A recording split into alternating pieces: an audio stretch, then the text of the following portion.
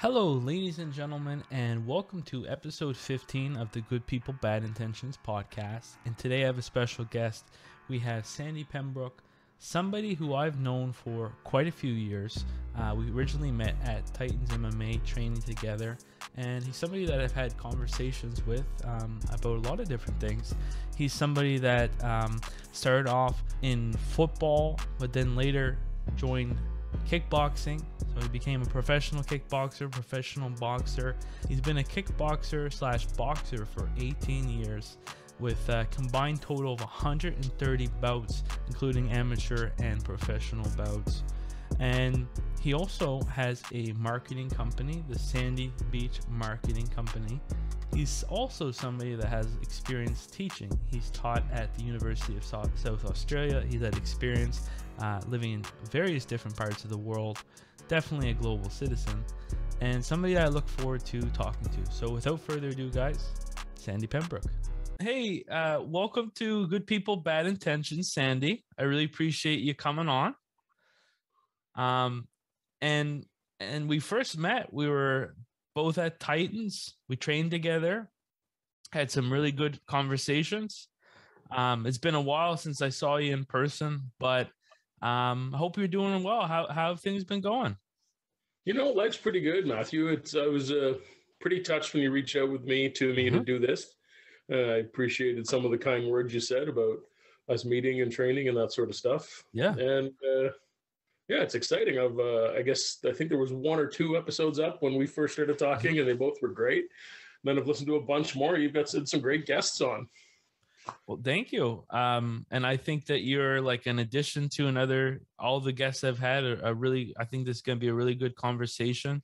And again, going back to the time when we trained, I mean, yeah, like there was a lot of life stuff that we've talked about. We talked about training, obviously. So it's been awesome, meeting you and having those conversations. And I guess right now I just want to continue our conversations and also share some tidbits and wisdom and knowledge that you've gained to anybody that's listening. Great. Yeah. So the first thing I kind of want to get into is I've noticed like one of your fight names is the Professor. Yes. And then I looked into it more, and I realized that you were in like the final steps to receiving a PhD. But that you've taught in Australia, and you've had the privilege of being in a lot of different countries. What can you kind of talk about a little bit about kind of your academic career and everything like that? Like, did you start out of the gate going to university after high school? Oh, you know what? Great questions, Matthew. I don't know if you've done some digging or if you knew this already, but yeah. So I got to the point in a PhD where after you've defended your proposal, I guess, so there's a bunch of research and lit review and that sort of stuff, you can technically be called a PhD ABD, all but dissertation. I think if you're still trying to do that, but I'm not anymore. I was consulting in sort of the management consulting, largely in the marketing world back then on the side, plus fighting, plus PhD studies, plus teaching full time. It was a pretty busy schedule. It was a very busy schedule, but a very rich life. The question about the academic progression, actually, I struggled with high school. So I was very good with like the social science, English, anything like that. Not the greatest with like the complex math, like calculus and that sort of stuff. Had some troubles in high school. I ended up leaving high school a bunch of times. And yeah, should I even say this? Yeah, I went to 8 different high schools if you count like a night school and a correspondence thing and this kind of stuff. And I eventually went to STFX, St. Francis Xavier for my undergrad. That's my father's from that town. I grew up visiting their relatives my whole life. So yeah, so it was a wandering path education-wise for me. So I went from being a high school dropout to quitting my PhD. So which is where the professor name came in. I think I was training for a while and You know what? I'm not even sure. Don't remember exactly who started calling me that. I remember hiring a manager at the end of my career, and he dug that name up again and started using it. But it was the contrast of the world of an academic fellow, teaching fella, I guess, teaching at a university, working on his PhD, and you kind of have, versus the contrast of like an old school boxing gym. You think blue collar and gritty and that sort of stuff, like almost like the opposite of education, which, is not exactly what I found in my combat sport travel, but I'm wondering if this speaks to you, because this is something that I learned getting out of high school and everything like that. And I had a bit of a bumpy path too. Like I had an episode where I was talking about how I ran away to Montreal, and that was in my senior year of high school and everything like that. Have you kind of had the same experience as me, as far as, we had this idea when we got into high school that we got to start our lives or do things like that. But the truth of the matter is we make our own life. We make our own timelines. We don't have to follow the path of anybody else. We can set our own destiny. Did you have that kind of experience as well? Matthew, I like that. That's a really good way of looking at things. And you doing this podcast and that sort of stuff, you've realized that, you can reach the whole world with just by making choices on something you want to do. You're actually inspiring me. I've helped a lot of people set up podcasts, but I've never, I guess I had a radio show for a while. Really? School. Yeah, it was a nutrition show on the radio in, West. But I guess I've never done a podcast, like my own podcast, proper. Do you remember the frequency? Was it 97.5? I don't know. I have to ask. I got a buddy that's a DJ out there still in Kelowna, the Ara show. Actually, he wrapped me into the ring one time. Sorry, I'm connecting dots in my head that won't make sense there. But he would know. He's still out there. So. I did some Trump voices for a radio. That's the closest I've ever been to radio. I did like right around the time where it was funny to make Trump impressions or whatever, before it like kind of backfired a little bit. Going well for quite a while, Matthew. You probably had some fun. I had some fun. It was Denise Sibley. She had this new radio show, The New Jewel. And I did like 10 or so like voices for her, and it was on air and it was cool.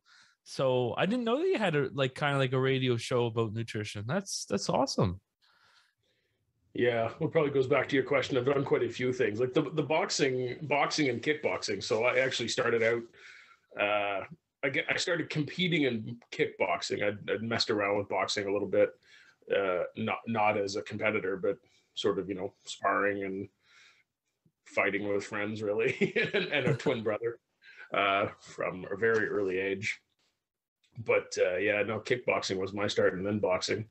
And I'll let you drive the conversation, but I don't want to bore people too much with academia stuff. So. Oh, no. I find it really fascinating because I think everything's all related. Everything that we go through, and certainly my experience, like I thought I wanted to be a writer, and then I was talking with my friend. He's like, yeah, well, maybe you're not a writer right now, but when you're having conversations with people, maybe you can think of questions on the spot more because you kind of have like a creative mind. So I feel like, whatever background we have to whatever new venture we have, it can, pay dividends. Yeah. So every time I've ever heard somebody talk about being a twin, I've heard like good, bad things about being a twin. What's your experience with your twin, Michael? Like growing up, was it hard? Did you guys fight against each other? Were you buddy? Were you wearing the same matching outfits? Were you? Tell me all the deets.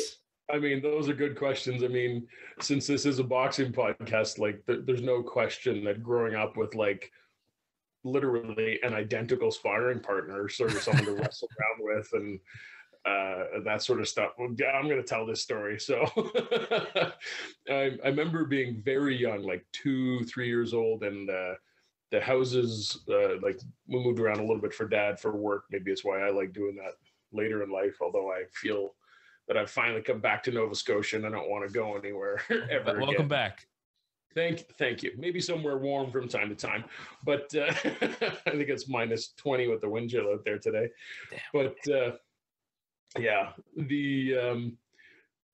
so I don't know the genesis of, like, my dad had pretty good, like, old school structured disciplinarian sort of stuff. And the story goes, I think, that we had kind of been horsing around too much and getting bloody noses and stuff and banged up eyes and that kind of stuff. And nobody wants to see that on a 3-year-old or a 2-year-old. So we were apparently taught not to hit each other in the face anymore. So we were in these unfinished basements, and I remember clearly us finishing all of our fights in the MMA or the UFC full mount. So sitting in the other one's chest and grabbing them by the ears and bang, bang, bang, bang their head into the cement until someone cried uncle or whatever, or, some compassion nugget kicked in. I don't know. But fast forward to on the professional side of sport, I think it must have been for a kickboxing fight. It was in Australia, and I got my first MRI, which is the big, crappy, scary machine, really loud. If you've ever been in one, I hate them. Most people hate them. Terribly claustrophobic. Anyway, so I'm in there, and you get, for professional fights around the world, the government sets the rules, right? So there's all kinds of different tests. I've been tested for everything: epilepsy, every single skin or sexual disease, or everything. There's millions of tests. HIV, Hep B, Hep C are standard. So I've got very comfortable sitting down with medical people and spending a lot of time in waiting rooms and this sort of stuff. So I'm out with the radiologist, who reads it and then passes it on to the doctor. But in that chain of orders, the doctor in Western medicine anyway is the only person that can tell you, even though the radiologist does it every day, all day. And largely the doctor is going to be just reading what he said and translating, or he or she, it was a he in this case, he or she said and translating it to you. Anyway, I had never been more surprised and more proud. It said general non-specific thickening of the skull. So really? Talking to a bunch of doctors later in life and that sort of stuff, they think a lot of that repetitive stress of banging the head into the ground or the cement as a youngster would have actually thickened the skull a bit. And there's a few other theories, but that's my favorite. So maybe you're onto something. Maybe, like, this should be a standard practice, Strongly don't recommend. No. Yeah. No, I'm very against as much of the old school boxing, non-medical, non-modern science stuff. Like, I mean, I won't call anybody out specifically, but, like, there's an old guard of fight coaches and cornermen and all those people that are trying to get you down to the lowest weight possible. And you and I are heavyweights, so it's you get a guy that's 165 pounds. Oh, he can fight 135. It's like, So I did way too much of that dehydration in my career. So it's Yeah, you're kind of growing up. You were kind of like doing some Shaolin Iron Head training, right? You were getting strengthened in all parts of your body. You knew that you're a warrior. You were getting ready for battle in the future. Apparently, thanks, Matthew. I like that your view from that. There was boxing gloves regularly given to us as children. Like, remember these big round blow up ones? I mean, they were probably small now, but like bigger than our heads when we were kids. And then I remember other ones, but they were always taken away pretty quickly. We didn't keep them very long because we loved it. So blood was the problem earlier on. And then my mom really didn't like violence. And then later on was we figured out in the basement, you get the guy up against the wall and just put him through the gyp rock. So then Dad got tired of fixing holes in the walls, and we got tired of getting punished for that. So those boxing gloves disappeared. So, yeah. And then I was reading up. So your first beginnings into sport per se was working or being a forward for STFX's football team. Oh yeah, so I was a offensive guard there. Yeah, so offensive line. I played a little bit of. So I guess I played hockey until I was about 13 or 14, like from very young, from when I was 4.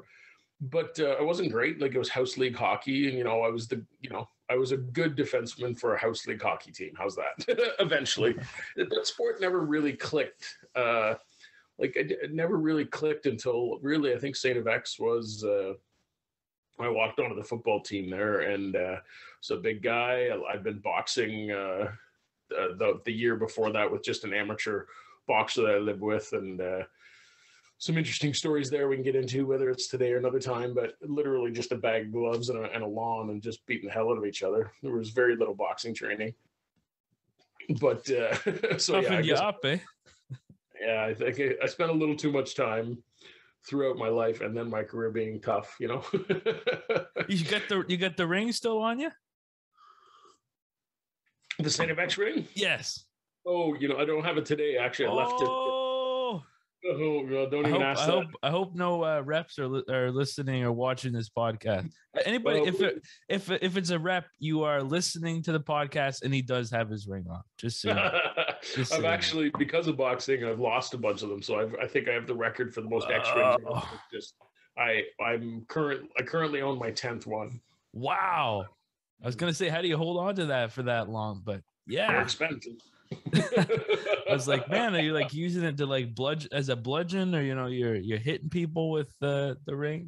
Taking the rings off at the gym all the time, or true. At a fight. So true. So yeah, as you mentioned, this is a boxing podcast, and definitely we want to delve into it. But before we go into it, I think it's something that should be talked about, even if it's really briefly. As you like, this is more of like a news thing, but as everybody knows, there's a conflict going on in Ukraine right now. This podcast, we try to avoid more political type discussions, but one thing that is apparent is that quite a few boxers from Ukraine are now in fights against Russia and everything like that, like the Klitschko brothers, Alexander Usyk, Vasily Lomachenko. These are all boxers that I look up to, and I can't help but feel like, really proud of them defending their country, and doing something that I think, like, as far as boxing, like in their career, right? It could have lasting complications to their career. So, what do you make of all this, boxers and everything like that are defending their country right now?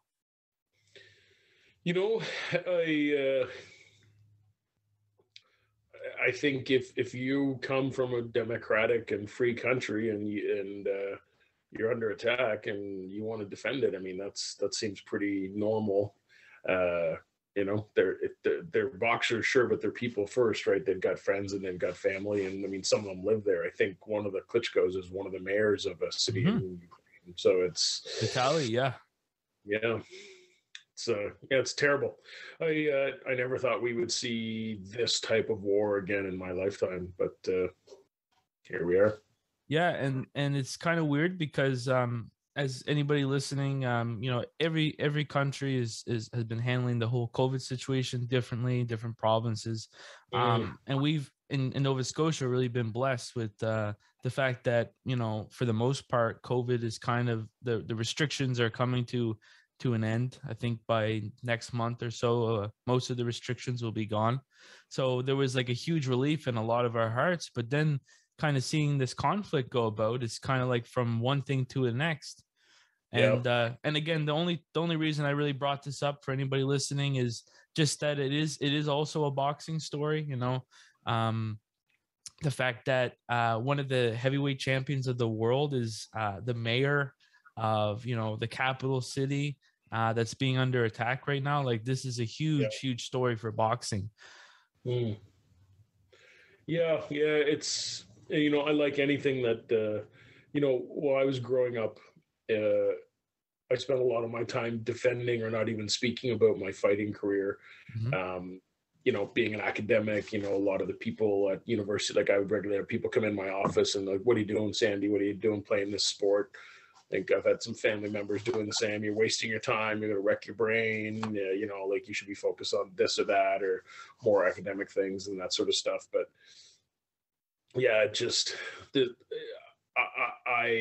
Ukraine's famous for having some, pretty big boxing names. And I think it's just nice to see that life being breathed into the fighters that are actually gone home and, we're staying home and fighting for their country. I mean, good luck to them. Yeah, and I hope everybody's as soon as safe. I possible. hope that this conflict ends peacefully. As soon as possible. Yeah, Yeah. agreed. Okay, so I know that was a little grim. I felt like it was necessary to address anybody listening. Okay. We are, living in 2022. This is present. But I wanted to kind of shift now to kickboxing. So you started off kickboxing, and I believe combined with boxing, you have 130 bouts. Yeah, I think it's 133 or something around there. Yeah. Can you talk a little bit about kind of those early days of kickboxing and getting fights? Because kickboxing something maybe that's not as popular in Canada, but certainly Yeah. in like other parts of the world is really popular. Can you just talk a But little bit about that? yeah, much bigger in Europe back then, and then still it's it's actually increased in popularity as my career had finished. So I was fighting during a time when kickboxing was not legal in Canada. There was also some issues down in the States, and I was pretty fortunate because I was a heavy offensive lineman at STFX, and then after school, after college or university was done, I said, my undergrad anyway.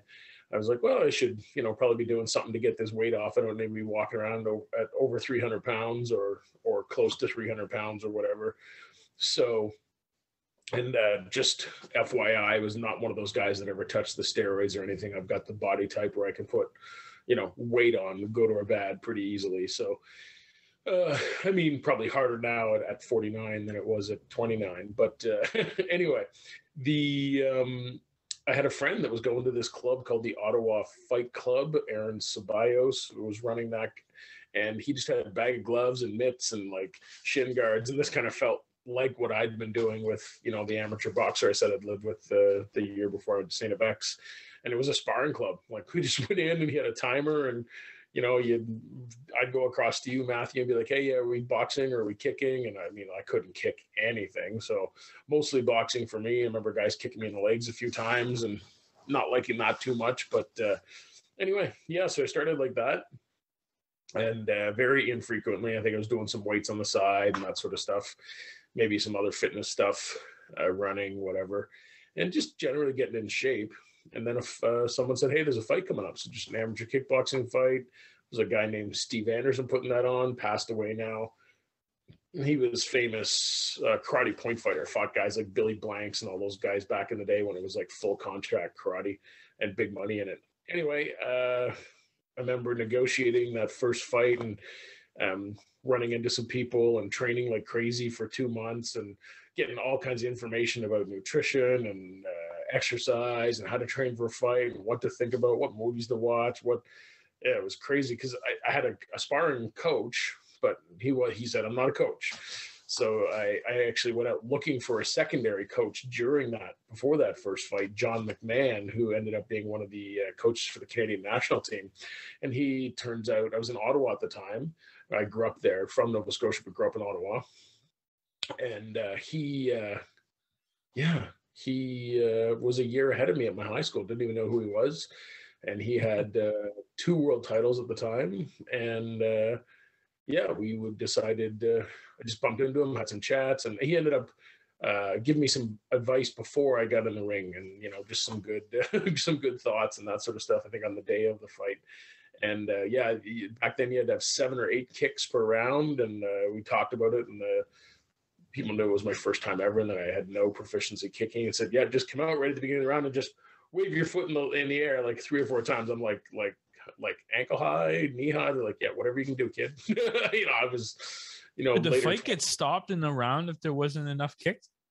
No, it's a points thing. Actually, okay. Great question. Yeah. It's just you would lose, depending where it was, you would either lose a point for not getting your kicks in or you'd lose a point per kick. So like it was very prohibitive. It was to stop boxers from taking over kickboxing and allow, people to come up, because it was, very beginner level stuff that I was fighting at then. So great question.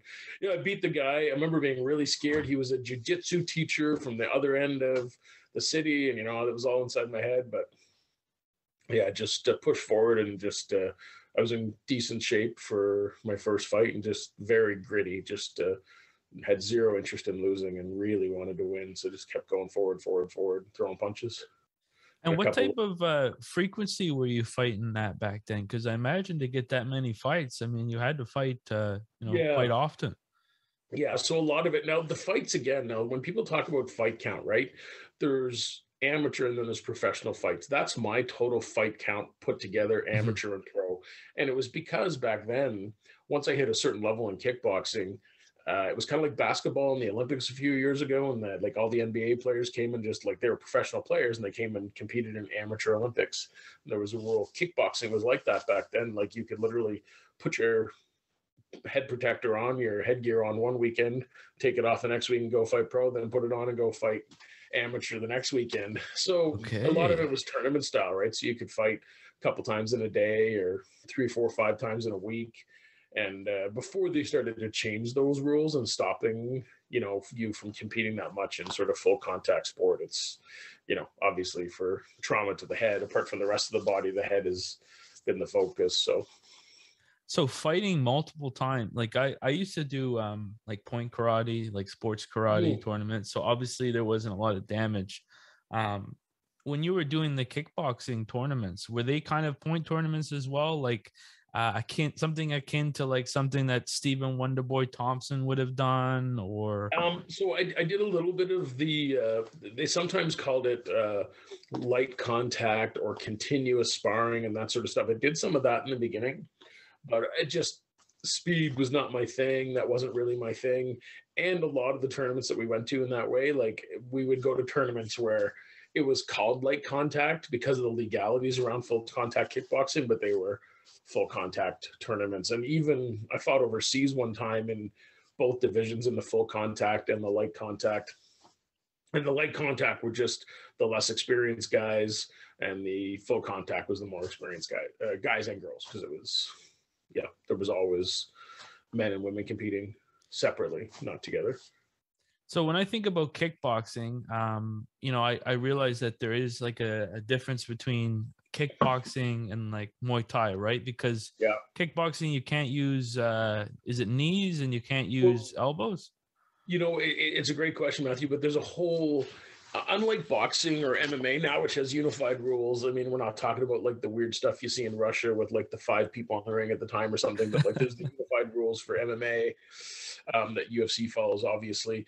Kickboxing, there was just so many different organizations, and the way they would try to, they would like have slightly different weight classes, slightly different rules, minimum kicks, no minimum kicks. Like I remember fighting my first couple world championships, and there was like one style called Oriental, which I still don't know what the rules were today. It looked kind of Muay Thai. I think it had knees and it had leg kicks and that sort of stuff. When I started, though, the majority of my kickboxing fights were above the waist, and they called it full contact. So just because kickboxing in this part of the world was an evolution, like you said, from martial arts. It went from karate point sparring, which was like, I hit you, I score a point, then we stop, and then we continue. Then it went to continuous fighting, which is what light contact was called or whatever, which was just kickboxing, but you were technically not supposed to throw haymakers at the head or knock people out with head kicks and that sort of stuff. But, it happened.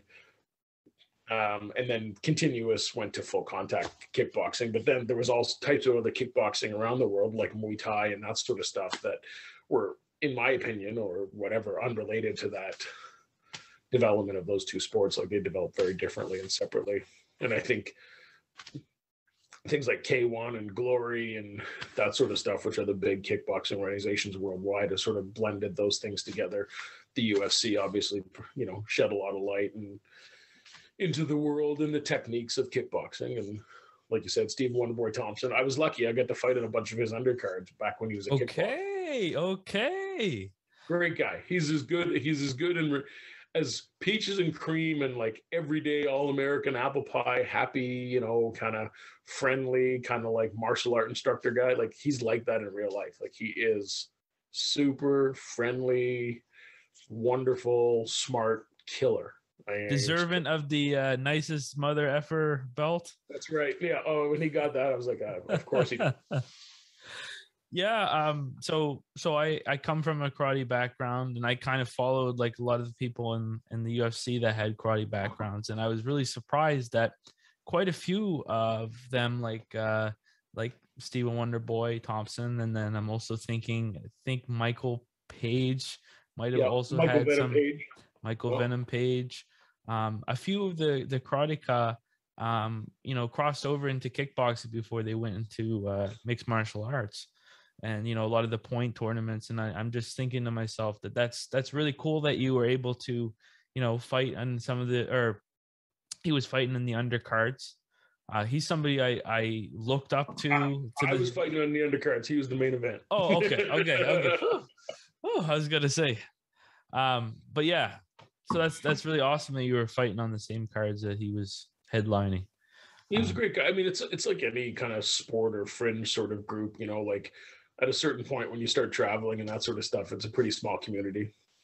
Yeah, I kind of am getting the sense of that now, because I know as a fan, like the community does seem really big.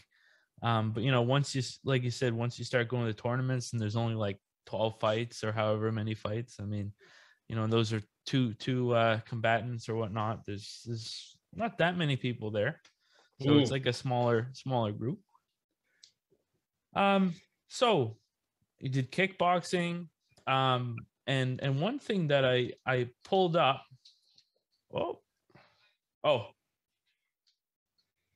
my YouTube was playing a video. I was like, who's that in the background? That's all right. Yeah. So one post that I pulled up from 2016 on your Facebook, you were talking about fighting in Munich, March 2006 at the Stakos Fight Night, and you talked about the K1 fighter Andy Hug as being a huge inspiration for you. Can you talk a little bit about kind of the first time you were watching his fights and that kind of thing?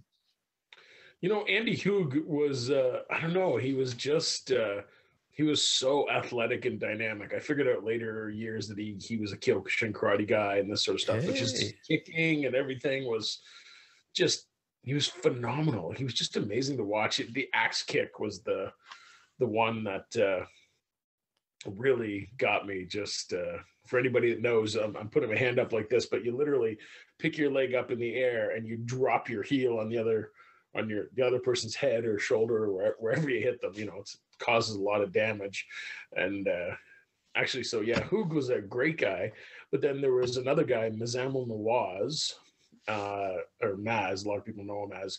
He was a 5-time kickboxing world champion. And he was one of these guys that I looked up to. He was the head coach of the Canadian team when I made that a while ago. And I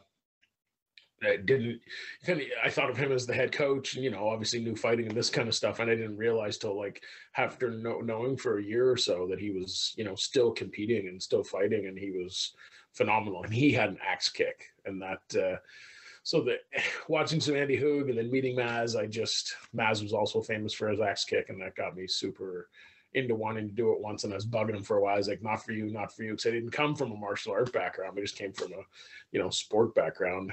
And I guess I didn't have the flexibility at that point. And then after a few years, I kept bugging him, and he finally says, "You know what, Sandy? If there's some techniques, if you don't have the flexibility for it, you can muscle your way through it." So I remember having a killer sparring session in Australia one time. Just, you have one of those great days, and you get out and it's like feast or famine, and I'm feasting. I'm just feeling it.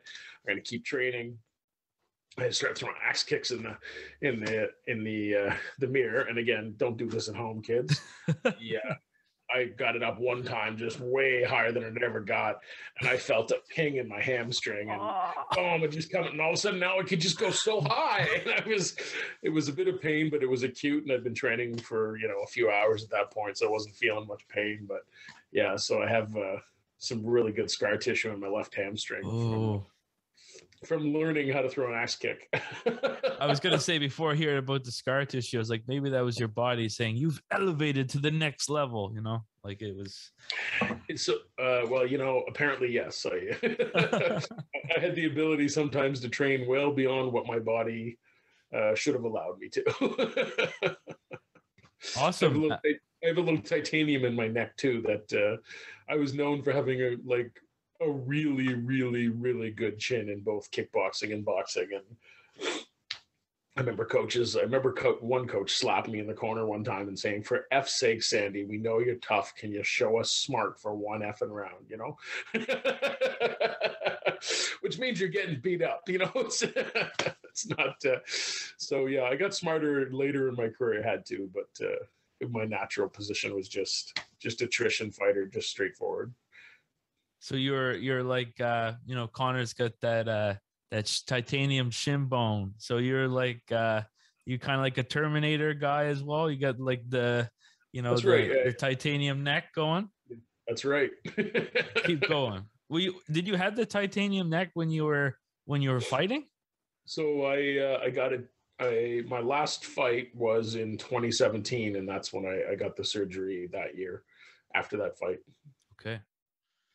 And how's your neck now? Like it was in 2016, but I got the surgery in 2017. It's a little stiff. You know, I gotta do a lot of mobility work on it, or I have to do some. I should do more. Always, I'm the same way. I got to do some stuff for my shoulders. I'm starting to feel it. I've been training at Tribal, and the shoulder strength and that type of stuff is a huge part of their kind of knowledge base or whatnot. And well, it's hard. As an older guy talking to a younger guy in the sport, do the boring work. Trust me, it'll save you a lot of pain and surgery later in life. I appreciate it. Yeah. And that's not just to you, obviously. That's to anybody listening. Yeah. So I am gonna talk with you about boxing next, and then I'm also just so you know, I am gonna also delve into marketing, the business side, kind of the after the fighting stuff too. So I just wanted to tell you, like, that point of the conversation will come. But I'm really interested. When did you start competing in boxing after the whole, you were doing that at with was it your roommate? Yeah. So that was like 94 that I was living with Peter Redekop in Lower Town, Ottawa, like right on the edge of the market, not a great area. And we were students, and so I'm trying to think. So I think 99 was my first kickboxing fight. So I was training. Yeah, I think I started training kickboxing or sparring with some people kicking me, as we discussed, in 99. And I mentioned John McMahon, who was one of the coaches for the Canadian team, and he had a local club in Ottawa. I started training with him immediately after that first fight, and then made the Canadian team later that year. Excuse me. Sorry. And very soon into training with John and taking some kickboxing fights. So the style of kickboxing we did, it's called full contact or North American kickboxing, was exactly the same punches and scoring zone as boxing, but you could also kick people in those areas as well. So you could kick above the waist, in the head, whatever, that sort of stuff. And it was all exactly the same punches as boxing. So as soon as I got started kickboxing, he got me boxing as well pretty quickly. So I was taking kickboxing fights primarily, but the odd time I would take a boxing fight as well. So amateur boxing. Okay. So you were kind of going in between different rule sets, and I'm sure there was times where you were like, was there ever a time you were in a fight? Am I in a kickboxing fight or am I in a boxing fight? I can't remember. It's a good question, and there's a few times where there's been a couple of times I don't remember. It's certainly sparring or something where I'm throwing my old favorite combination was a jab and a cross and then a lead leg round kick. Mm-hmm. You either throw that to the body or the head. But yeah, I'd drop some people with liver shots with that leg, like that round kick. But the odd time boxing, you kind of throwing something in your body, just my hip would go, it would start going or, but I never really came close in a boxing fight to kick anybody in the head. Most of the time I would train very specifically boxing for a couple of weeks or longer, and not throw any kicks to sort of get into that head frame. And the distance is different. The timing is different, you do want to spend a lot of time focusing on that sport as you're competing in it. Now, the boxing community, and I love boxing. can be a little divisive, Yeah. fairly. Like, Oh, yeah. when another person from another sport goes into boxing, even now, you hear a lot Oh, of yeah. people, oh yeah, they're not real boxers, blah, blah. Yeah. So what was it like, competing in some boxing, having a kickboxing background? Was there respect? Did people respect you? Was there some people saying, oh, this guy's a kickboxer, what is he doing here? Or Oh, you know what? It's a great question, Matthew. There was a lot of tension, and like you said, still is. But yeah, it was fascinating because that tension existed, and because I had such a good chin, and I was always in the early part of my career in great shape. There's a few fights online where I was kind of like working full time, running or owning a business, and like kind of trying to keep my foot in like the athlete camp and the fight and the business stuff too, and really focused on business. And obviously, it's obvious I wasn't that focused on my fitness. So the and I don't recommend that either. You don't want to get in there just because you can take the punches. You shouldn't be in there doing it, But the boxing, kickboxing, it was fun for me because once I got in there, I would get a lot of instant respect once I started sparring, like not just like, at the fights, but you had to go and spar at other boxing clubs. But because I could take a punch so well and keep coming, moving forward, a lot of coaches just respected. I got personal respect instantly. But yeah, I remember lots of times taking some friends or traveling like to to boxing clubs to get some sparring in, where that same respect wasn't given to some of the folks I was traveling with because they just weren't as comfortable with, not being able to use their feet or getting hit that hard in the face with no exit, like a lot of, not having their full toolkit. and another thing, and maybe this kind of goes to another interesting question, but there is a lot of boxing techniques that, when you think about it being in kickboxing or mixed martial arts, really isn't the best strategy, if that makes sense. Like, sometimes the head movement in boxing Yeah, versus kickboxing is a lot more exaggerated. Were yeah. you adapting your style that much when you were fighting these different fights, or were you having pretty well the same style? Great question, actually. So similar style, but constant like improvement on tactics and strategy. So, um, yeah, I had one of the reasons I was able to do so well in the sport, starting it later in life, apart from like whatever natural gifts I had, which was basically a chin and an ability to like have grace under pressure, right? I could be getting shelled and still kind of keep going, but I had really, really good coaches and I listened to them really well. Like so the beginning of my career was John McMahon and then Nizam Nawaz, and those guys are. I think John isn't really involved in the sport very much, but Nizam was still the head coach of the national team, and he does all the glory fights in Canada and that sort of stuff. So he's great. And then as I started traveling and going other places, there was different coaches. David Lee from Toshido, who had Rory McDonald and a bunch of other UFC fighters. So I was with him for a few years, and Kelowna, and then obviously Peter Martel here in Halifax. But I haven't fought since I started training with the great Pete Martel. Yes. He's obviously, an encyclopedia of knowledge with it and a brilliant ability to teach as well. Like he just has a great ability to translate his knowledge to the level of the person he's sort of dealing with, whether it's a beginner student day one or, an old retired fella who way too much fighting experience. Yeah, he just has a really nice way of dealing with people. But I'm missing all kinds of coaches that I've worked with a bunch down in the US and that sort of stuff. But and some great guys in Australia, Steve Peach. And then, anyway, I'll stop just in case these guys watch. This is like, this is obviously like the most, soundbitey type of question. But you've also had some experience in some of the Fury camps. Training with Tyson. Did you spar also with Hughie? Yeah, actually, yeah. So I mean, this is big Tyson Fury. I mean, he's kind of one of the most popular boxers right now, heavyweight champ. He's got a fight coming up against Dylan White. Can you talk a little bit about how you were approached to help him train and that whole experience? So apparently they showed up in Ottawa. I was living in Ottawa again at this time, and this was Tyson Fury's training camp for Steve USS Cunningham, and Steve was a cruiserweight coming up to fight Tyson at heavyweight. So I think it was a good fight for Tyson, but and I think he'd been coming off a bit of a layoff, and it was Hughie Fury's pro debut.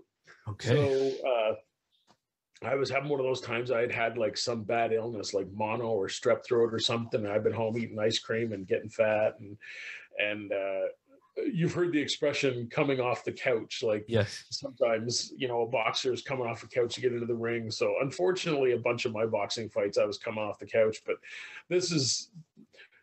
I came off the couch to go into their training camp because I guess they just didn't have people lined up. Maybe they showed up in town early. I don't even know. Mm-hmm. It was Eric Martel that used to own Final Round Boxing in Ottawa, and we'd gotten along. He'd worked my corner for a couple of fights, so he knew I could stand in there and give these guys a few rounds and at least give them, like basically a moving body, So I got there, and to be honest, I didn't even know who Fury was at that point. I wasn't following boxing that closely. I was following more whatever, but a little Google research on the way to the gym and hop in the ring, and I, honest to God, Tyson Fury took it real easy on me. He was doing a lot of movement, and we got along just really well. Like he was a really, really good guy. I really enjoyed the time with him that first day sparring, and then but then I immediately jumped in with Hughie. Now Hughie has just got amazing accuracy and really heavy hands, and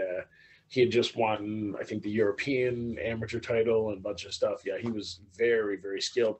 Peter Fury is Hughie's father and Tyson Fury's uncle, and he was their coach. And that was it. It was just him. It's a really tight squad for a guy that. And when was this? Like, did you pull up Hughie's pro debut? Like, it would have been 2013-ish, maybe.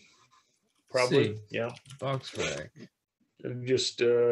Pro debut is 2013. Yeah. So it was 2013. Is it the Bell Center? The Bell Center in Montreal? Yeah. Okay. Yeah. Yes. Yeah, so we ended up being Hughie Fury's main sparring partner for that for his pro debut. So so I was there every day in camp and that sort of stuff, twice a day some days. It was pretty great. It was pretty neat to see as Tyson got closer to fight. I remember some other guys coming in and like much better boxers than I, and I got to see the dog in the ring. He dropped a few guys in sparring, which didn't go so well with them or their coaches at the time. But yeah, and I'm just checking. Like this would have been a really interesting time to be with Tyson because this was before, he went against Vladimir Klitschko. Yep. And kind of had that dark period that he kind of came back from, and then fought Wilder. Serious mental health struggles. Yes, and I really look up to Tyson Fury mostly because he he shares a lot of those struggles with people, and you kind of realize that even when you kind of have achieved everything you've ever wanted, it can be a very lonely feeling, and it makes us kind of reassess what our goals are because we don't want to have, the similar thing. I have to ask because, one thing about Tyson, I love Tyson. There's a little bit of controversy with that guy, especially with his camps. I don't know what specific fight in general that this was brought up, but there's talk about how he would give his sparring partners really good gloves, and then he wouldn't use really good gloves. Now, it seems in your situation that, as you were saying, he was not taking advantage of you. He was, going light and everything like that. Did you see anything about, maybe a tension in the camp or anything like that, or was everything respectful? You know what? I think it was very respectful. Yeah, there's passion. I mean, like I played football in college, and then I've been a lot around boxing gyms. You get some guys that get angry or throw fit or whatever, that kind of stuff. But, there was the odd temper and that sort of stuff in the gym. But, this was some like high level, well, top of the food chain eventually, for, sparring and intense camp. So, yeah, it was, I honestly thought that all of the Furies, Peter, Hughie, and Tyson, were just absolute gentlemen. I really enjoyed my time with them, and they were lovely people, and I learned a lot too, obviously. Everybody kind of sizes people up, especially in the boxing or fighting world. Like being with Tyson, seeing how huge, like tall he is and everything like that. Yeah. Can you just give us a little bit of like an insight? Because I mean, not everybody had the opportunity to meet him in person. Like just physically, like moving around. Yeah. Oh, you don't expect a guy that big to be able to move that well. He moved like he was 135 pounds. He just wow. Like his just. Yeah, he just had incredible movement, and he really knew how to use his length. Like a lot of tall guys, obviously not at that level, but you see they just, they crowd themselves. You see in, at the amateur level or even the beginner pro level, they don't use the full extent of their reach. But yeah, he was so good. He used his arms and legs to make sure that he was always in a position to hit you, and you had to work awfully hard to touch him. That's awesome that you had the experience, being in the ring with him, because he's somebody that I don't know how to say this. A lot of people think that Tyson could possibly beat almost any heavyweight in history, just because of a lot of now that's obviously a debate, but just because of the characteristics he has, how tall he is, how how he's able to take people out, and you've seen with Deontay Wilder 2, 3. You're also able to see that he's got a lot of endurance. He's got reach, so he's got so many check boxes checked off. So it's really awesome that you had that experience, especially again before those kind of dark times. Because I believe that was one of the times where he was, at his best, and then he's been getting better and better. Yeah. So we talked a lot about kickboxing, about boxing, and now I just wanted to talk about kind of that thing that you've been kind of talking that's been in the background for a while. Your business ventures. Because you said while you're a fighter, you also were, either teaching or you were studying or being within the business world. And I know you also have your own Sandy Beach marketing company. Can you just talk a little bit about, when you discovered that you had this other talent for entrepreneurship and marketing? Yeah, thanks, Matthew. I appreciate that.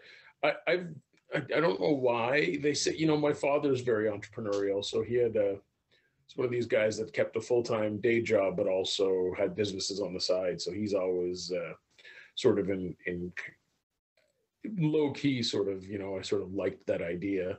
And then, I was going through high school and, did a few jobs and this sort of stuff. I was looking for, I really do believe that if you're passionate about something, then it just makes life easier, right? You don't want to spend your days doing something that you hate because it makes your life miserable. So, and I'm sure I'm preaching to the choir, I can see from your smile, but for whatever reason, I found the way that you can motivate and work with people in business at a very early age to be pretty exciting. And that was, I'd been bumped up to like the lowest level manager at McDonald's sort of thing. And I just remember having some magical experiences making other people's days by literally allowing them to do the job that they wanted to do, as opposed to you do this. Like, I'm not a very authoritarian sort of fellow. I prefer to help people find their passion and that sort of stuff. And so it was the people first in business that sort of led me in that direction. And I think at the end of the day, if you kind of understand business is not that complicated, there's products and services and there's people that need or want them, and then bring those people together. So I've always used the term marketing. That was my first degree, was management and marketing, I guess. But yeah, so it's just general business consulting I prefer the small business and the medium-sized business and this sort of stuff. I've done some big business stuff.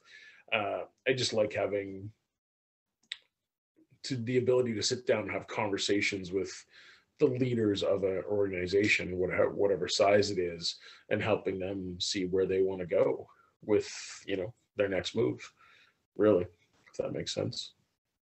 And what was it like? Because I'm seeing it was 1998 when you first got your Bachelor of Business Administration. Yep. And obviously, like, the internet was there. I think at just the beginnings. What was marketing? What was marketing then compared to now? And maybe also, can you comment on, having that experience of what marketing was then, how it's helped you throughout against some of the people that didn't have, or the people that grew up with social media?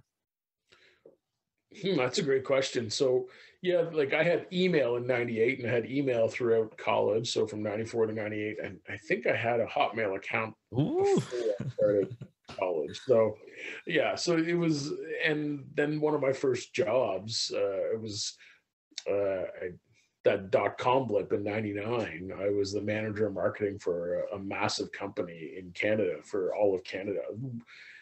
Arguably way too young for that position, but it certainly helped me understand how some of the bigger moves in business happen and that sort of stuff. It was interesting because back then, like, think about in 99 and 2000, like, people were trying to sell cars and groceries and all this kind of stuff online, which makes perfect sense in 2022, but it did not in 1999. It just didn't. 2000, it was just too much, right? So like Amazon is somebody that survived. Obviously, they were selling like books and CDs back then, and that made sense, right? You'll buy a book or a CD online, but like a car you want to drive and a tomato you want to squeeze it, like it's it just didn't work. So yeah, it's been fascinating I never really considered myself an internet guy back then, but a large part of what I've been doing for the past many years has revolved around the computers and that sort of stuff. Like, I remember I owned some supplement stores out west, and sort of a natural fit with the fighting career, health and nutrition. That's where I had your gym bag. Oh, there was your gym bag. There was Popeyes. There was Energy, Health and Nutrition. There was like three different ones that. Wow, you've got some good research skills, Matthew. There was 3 different brands I was involved with, and then I got started with a company in Australia called Gentech Nutrition, GEN-TEC, when I was there. Anyway, great guy, Nick Jones owns that still, and he was one of my first real sponsors. He was sponsoring me nutritionally and that sort of stuff. But anyway, well, the question, yeah, no. So I remember the reason I was bringing up the supplement stores is I remember spending a lot of money, like 20 grand a month on radio and that sort of stuff. And as a consultant with some chains and then with my own stores, and then realizing, like, how am I tying like this radio spend or whatever other advertising spend to actual sales going on in the store? And that's when Facebook was starting to get big in like 2007-ish. And I jumped into that pretty quick and realized long before you could even do ads on Facebook, I was just shipping protein and supplements to friends all around Canada because we were reconnecting on Facebook as opposed to through an email or a text message or whatever back then. And you just had this place where you could have all your friends and family and like, oh, we want to support you, or I want some nutrition, or I heard your radio show, Sandy, hey, help me out. So yeah, it's been an interesting transition to just communications getting better and better and richer and deeper and that sort of stuff. And then I guess what I like about the social media or the internet and that sort of stuff now is that you can actually have a much better idea who you're reaching and who you're talking to and who's interacting with you and that sort of stuff. I'd say that's the best piece of the transition of that piece of marketing or sort of business communication throughout my life. And you mentioned how you've had email for quite a long time, and this is just kind of an interesting business question per se, because email is something that for lack of a better term, personal emailing is kind of less and less common, but emailing is still a standard within business, like especially when you're trying to contact or deal with customers and whatnot. Like when I didn't know what a carbon copy was or anything like that starting out now. And then I just think of all the people that had email and had that experience. So what's your take on email? Is email something that's kind of fading away, or does it still have its place? It's still very, very valuable in business. So most places you'll notice want your email address. They'll give you a free something just to get your email address and the permission to send you stuff. So it means I have one-to-one contact with you and the ability to continue messaging you. So my advice there, though, is not only do you have to have a good offer and a good reason for you to give me your email so I can start mailing you stuff on behalf of my business, when I start mailing you that stuff, I have to make sure that it's stuff that resonates. Every email has to be something you want to open and something that you look forward to on some level, whether it's a discount or a good story or some good advice or whatever. But if you're not continuing providing that value, you're sort of collecting emails and dropping them out the bottom as people unsubscribe when you spam them. So you got to be careful with your audiences. And is there any relation to, because I know you studied business marketing, but has there been any relation towards your boxing, kickboxing experience to that venture of, being a business person? Maybe like I've seen some people, I'm trying to think, I think it was in an episode of maybe Better Call Saul. There was a boss that was a boxer or whatnot, and there tends to be a trend that there are like fighters who delve into business later in their career. Yeah. Is there something that you get from going in the ring and fighting for yourself that allows you to kind of fight for other people and their brands and their dreams? It's a good question. And I think intuitively, like we discussed, I'm a twin brother and he got sick when we were younger. So I've always been kind of that older brother protector sort of thing. And I really do have this sort of, I like to help and fight for other people. So I had that even before fighting. And that, I think the biggest lessons are probably similar to most sports, like just discipline, commitment.